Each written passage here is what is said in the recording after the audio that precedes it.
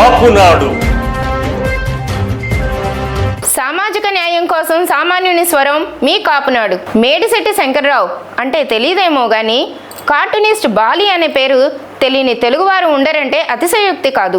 కుంచె ఎలా పట్టాలో, బొమ్మ ఎలా మొదలు పెట్టాలో, ఎలా ముగించాలో వంటివి శిక్షణ తీసుకోకుండానే యావత్తు భారతావని గర్వపడేలా చేసిన అనకాపల్లి కుర్రోడు బాలి అని పిలువబడే మేడిశెట్టి శంకర్రావు. ఎంత ఎదిగినా ఒదిగి ఉండే వినమ్రత, అందరినీ హక్కున చేర్చుకునే మనస్తత్వం బాలి సొంతం. బాలి సెప్టెంబర్ 29, 1941లో అనకాపల్లిలో అన్నపూర్ణ లక్ష్మణరావు దంపతులకు జన్మించాడు. ఆర్మీలో పనిచేస్తున్న బాలి తండ్రి ఇటలీ, సింగపూర్లలో పనిచేసి తిరిగి భారతదేశానికి వచ్చి కుటుంబాన్ని నీలగిరీస్కి మార్చారు. నీలగిరీస్లో బాలి తండ్రి అనారోగ్యంతో మరణించారు. అక్కడి నుంచి బాలి కుటుంబం తిరిగి అనకాపల్లికి చేరింది. చిన్నతనం నుంచి బొమ్మలు గీయటం అంటే ఆసక్తి చూపించే బాలి వాళ్ళ అమ్మ ముగ్గులు గీస్తుంటే ఆసక్తిగా గమనించేవాళ్ళు. బాలి గీసిన బొమ్మల్ని చూసిన వాళ్ళ అమ్మ అందులోని తప్పొప్పులు సరిచేసేవారు. ఒక బొమ్మకు ఎంత ఫ్రేమ్ వర్క్ అవసరమో అంతే మోతాదులో గీయటం బాలి ప్రత్యేకత. బాలి చిన్నతనంలో స్కూల్ మాస్టారు ఒకసారి కామాక్షి బొమ్మ గీయటానికి 6-7 నెలలు తీసుకున్నారు. అదే బొమ్మను బాలి 2-3 రోజుల్లో పూర్తి చేసి మాస్టర్ గారి ప్రశంసలు పొందారు. ఆంధ్రపత్రికలో మొదటిసారిగా బాలి గీసిన బొమ్మ ప్రచురితమైనది. పారితోషికంగా 5 రూపాయల మెమో అందింది.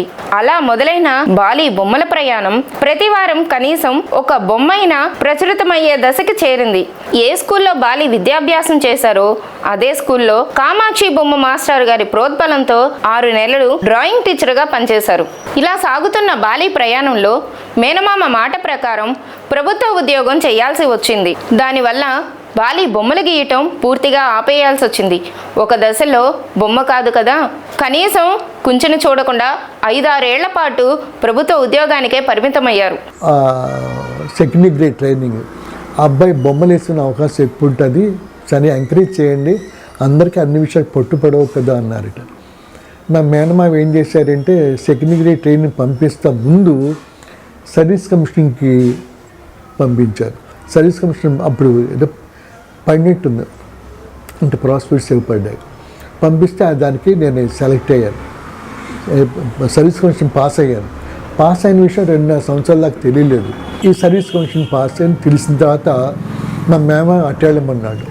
అటెళ్ళమంటే అది గవర్నమెంట్ జాబ్ ఎలా ఉంటుందో తెలియదు, అది పబ్లిక్ వర్క్స్ డిపార్ట్మెంట్ అంటే ఏ స్టైల్ ఆఫ్ అంటే స్టేట్ గవర్నమెంట్ జాబ్ చేస్తే దాంట్లోకి వెళ్ళాను. దాంట్లో టైం అసలు ఉండేది కాదు, బొమ్మలు అనేవి లేవు.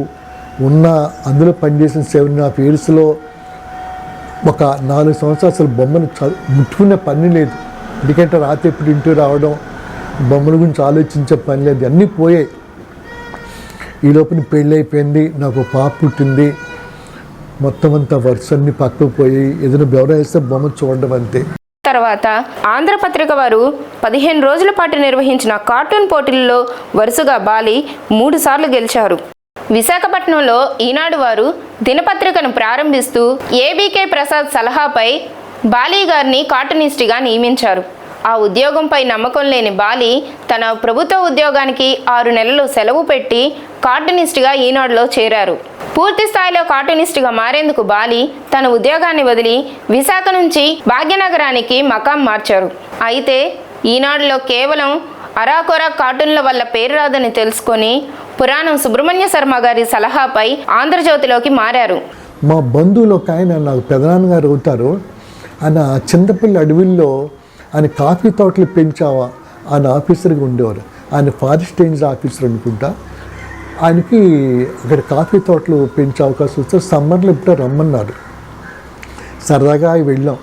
వాళ్ళ ఇంట్లో ఒక ఎలుగుబండి పిల్ల వాళ్ళకి దొరికింది. వాళ్ళకి ఎలుగుబండి పిల్ల వాళ్ళకి వాళ్ళ డ్రైవర్కి దొరికితే దాన్ని తీసుకొచ్చాడు.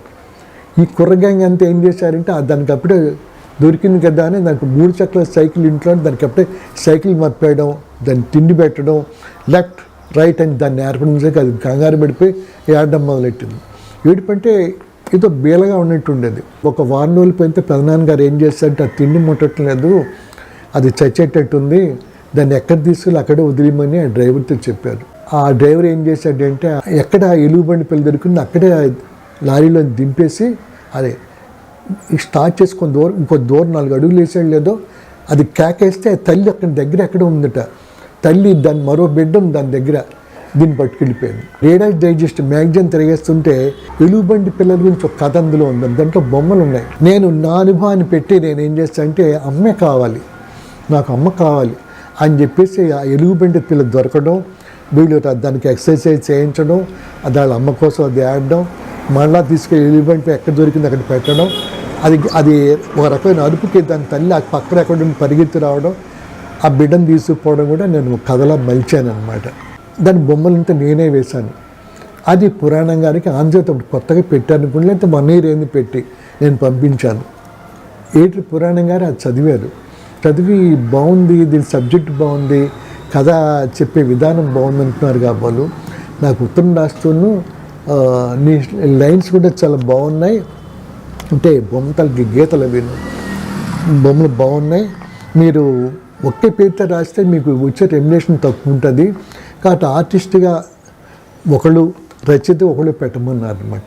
అంచేత నేను నా భార్య పేరు ధనలక్ష్మి, ధనమని పిలిచేవాళ్ళు, రచన ధనం, బొమ్మలు బాలి అంటే అప్పట్లో బాలి కాదు శంకర్రావు అనుకోండి, పంపిస్తే అది ప్రింట్ అయింది 6 వారాలు ఎంత వచ్చింది. అయితే దాని ఫలితం ఏమైందంటే పురాణంగా తరచు ఉత్తరాలు రాయడం, మాకు ఇల్లుస్ట్రేషన్ కథలు పంపిస్తాం, బొమ్మలు ఏమని వచ్చిందండి. ఇంకా అది పెద్ద టర్నింగ్ పాయింట్. ప్రకృతి రమణీయతకు సంస్కృతిపరమైన స్వచ్ఛతకు నెలవైన బాలి ద్వీపం పేరు మీదుగా శంకర్రావు పేరును బాలీగా నామకరణం చేశారు పురాణం సుబ్రహ్మణ్య శర్మ. బాలీగా పేరు మార్చిన తర్వాత నిజంగానే వారి దశ తిరిగింది అని అనుకోవాలి. కార్టూన్ ప్రపంచంలో ఎంతో పేరు గడించిన బాపు గారు సమయం పరంగాను ఆర్థికంగాను చిన్న పత్రికలకు అందుబాటులో లేకపోవడంతో ఆ ఖాళీ పూరించే అవకాశం బాలీకి దక్కింది. ఒక దశలో బాపు కన్నా తక్కువ సమయంలో తక్కువ ఖర్చుతో అలాగే ఆయన కన్నా బాగా బొమ్మలు వేస్తారు అంటూ ప్రశంసలు పొందారు బాలి. ఆంధ్రజ్యోతిలో పనిచేసేటప్పుడు అక్కడే కదా నేను బాగా ఎదగని కానీ ఎదిగే అవకాశం వచ్చింది. చేసేటప్పుడు పురాణం గారు ఒకసారి నండూరు రామ్మోహన్ గారు ఒకసారి మాట అన్నారు. రామ్మోహన్ గారు ఏమన్నారంటే, సాహిత్యపరంగా నువ్వు బాగా చదువుతుండు, నీకు అవకాశం వచ్చినప్పుడల్లా పుస్తకాలు తిరిగేస్తుండు, ఏవో మామూలు పుస్తకాలు కాదు, లిటరీ వాల్యూస్ ఉన్నవి, ఓ పద్ధతిన్న పుస్తకాలు తిరిగేస్తే నీకు ఒక అవగాహన ఉంటుంది అన్నట్టు ఆయన మాట్లాడారు. పురాణం గారు ఏమన్నారంటే, నువ్వు బొమ్మ గీస్తావు కదా, సీనియర్ ఆర్టిస్టులు బుజ్జయ్య గారు ఉన్నారు, బాపు గారు ఉన్నారు, ఇంకా కార్టూనిస్టులు రంజిత్ పాండే అని బెంగాలీ ఆర్టిస్ట్ ఉన్నాడు, వీళ్ళు కార్టూన్స్ చూస్తుండు, వాళ్ళు వేరియస్ స్టైల్స్లో వేరియస్గా వేసారనమాట. అంటే లైను, ఎనాటమీ, డైలాగ్ డెలివరీ ఎలా ఇచ్చారో, ఎక్స్ప్రెషన్స్ ఆల్సో, ఫేషియల్ ఎక్స్ప్రెషన్స్ అవి చూస్తుండన్నారు. దానివల్ల నేను బాగా వేయగలిగాను, వేసాను అనిపిస్తుంటుంది అనమాట. అది ఒకటి పెద్ద లెసన్. ఎందుకంటే మన సమాజం నేర్పుతుంది మన బొమ్మల విషయంలో, మన సమాజం నేర్పుతుంటే మనం ఇంకా డెవలప్ అవుతాం. మిగతా ఆర్టిస్ట్ ఎలా ఇస్తున్నారు, మనది ఎక్కడ ఉంది, మన స్టైల్ ఎలా ఉంది, మనం సరిగ్గా ఇస్తున్నామని గమనిస్తుండాలి. దానివల్ల అది మన ఎదుగుదలకి బాగా దోహదం చేస్తుంది. దోహదం చేసినప్పుడు మనం ఇంకా బాగా వేస్తాము, వేగెదుగుతాం కూడా.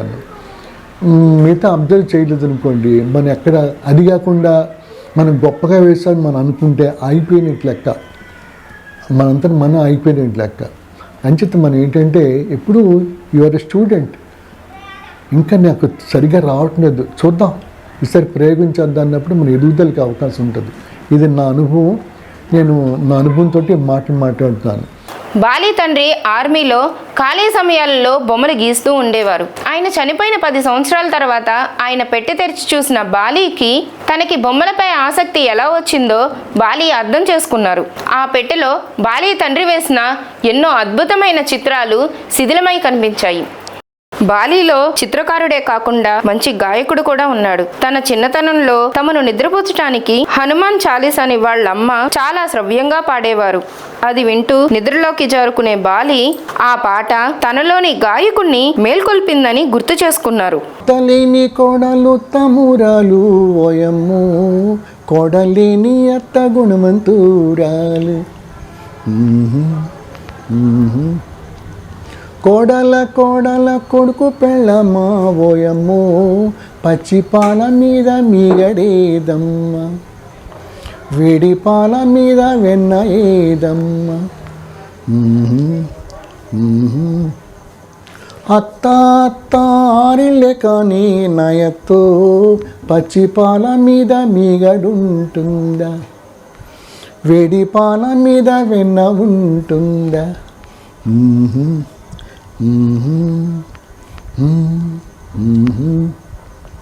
నూనె ముంతల మీద నురగలు ఏవి కోడల, అటక మీదుంచిన అరిసెలేదేమీ కోడల. నూనె ముంతల మీద నురగలు ఏవి కోడల, అటక మీదుంచిన అరిసెలేదేమీ కోడల. అత్త అత్తారిల్లే కానీ నాయత్తు, నూనె ముంతల మీద నురగలుంటాయా నాయత్త, అటక మీద అరిసె ఎలకెత్తికెళ్ళింది నాయత్త. అదిగో ఓ ప్రియ అదే నా వాటిక, ఓ ప్రియ అదే నా వాటిక. మధురమైన పలుకులోన పాలపిట్ట కులుకులోన, మధురమైన పలుకులోన పాలపిట్ట కులుకులోన, మధురమైన పలుకులోన పాలపిట్ట కులుకులోన, తేనె చినుకు ధారలో, ఓ తేనె చినుకు ధారలో నన్ను నేను మరచిపోదు, ఓ ప్రియా అదే నా వాటిక, ఓ ప్రియా అదే నా వాటిక. ఎన్నో అపురూపమైన అద్భుతమైన చిత్రాలను గీసి వాటిని కళాకృతులుగా తీర్చిదిద్దిన మేడిశెట్టి శంకర్రావు అనబడే బాలి 2023 ఏప్రిల్ 17న ఈ ప్రపంచానికి తుది వీడ్కోలు పలికారు. కాపు సమాజపు ముద్దుబిడ్డగా కార్టూన్ ప్రపంచంలో దిట్టగా వెలుగొందిన మన మేడిశెట్టి శంకర్రావు గారిని కాపు సమాజం తరపున కాపునాడు స్మరించుకుంటుంది. సమాచారం సహకారం అన్న నినాదంతో కాపు సమాజ అభివృద్ధిలో మీరు భాగస్వాములు కండి. కాపునాడులో సభ్యులుగా చేరండి, చేర్పించండి. Read Kapunadu monthly magazine.